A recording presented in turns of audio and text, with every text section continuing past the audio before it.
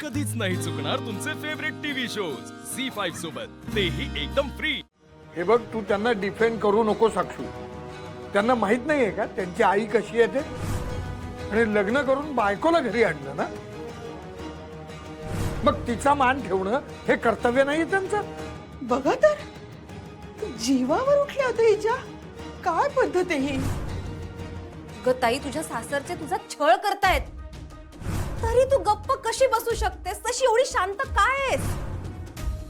आणि जिजूंचं एवढं प्रेम आहे तुझ्यावरती, मग त्यांनी तुझ्यासाठी स्टँड का नाही घेतला? नाही, मला कळत नाहीये ह्या सगळ्यामध्ये ते नक्की होते कुठे?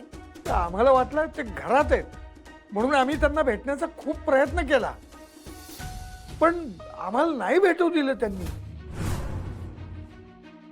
नंतर ही रूम मध्ये गेली तर हिलाही दिसले नाहीत।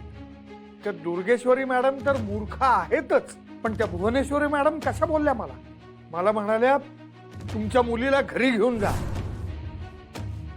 आमच्या दारात पुन्हा आणू नका। आणि कारण काय तर ती पुन्हा जर आमच्या दारात आली तर तिच्या वाट्याला हेच येईल।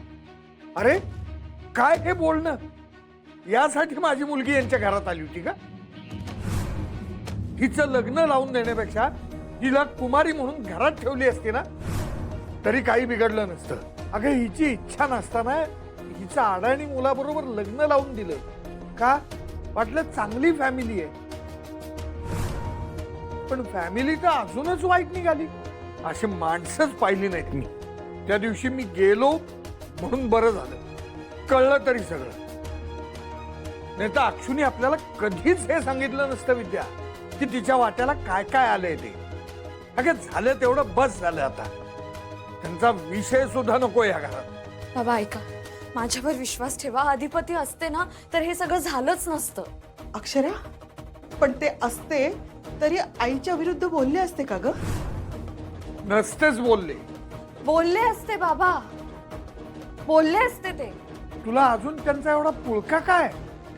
कारण बाबा, मला माहितीये अधिपती इतर सगळ्यांपेक्षा वेगळे आहेत। हे बघ, मला काही तसं वाटत नाही। अगं, भयानक माणसं आहेत ती। अक्षरा, आता परत त्या घरात जायचा विचार सुद्धा करू नकोस हा।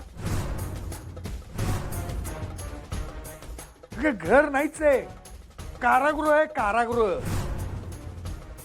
अगं, माझ्या समोर ते तुझ्याशी असं वागले, मग आम्ही कुणी नसताना तुझ्याशी कसं वागतील ते? बाबा अहो, एरवी बाबा असतात घरात, आजी असतात, अधिपती असतात, त्यांच्या समोर अशा नाही वागत त्या, कधीच नाही वागत बाबा। हे बघ, तू त्यांची पाठराखण करणं बंद कर हा, अक्षरा। एवढी शिकली सवरलेली मुलगी तू, एवढी काय लाचारी आली तुला की तू त्यांच्या नावाची माळ जपतेस? अगं, माझीच चूक झाली, अशा अशिक्षित नवऱ्याच्या गळ्यात बांधली मी तुला, अशा नरकात पाठवणी केली मी तुझी। नरक आहे ते घर, नरक। खरंच सांगतो अक्षरा, तू लग्न केलं नसतंस ना तरी तू सुखात राहिली असतीस।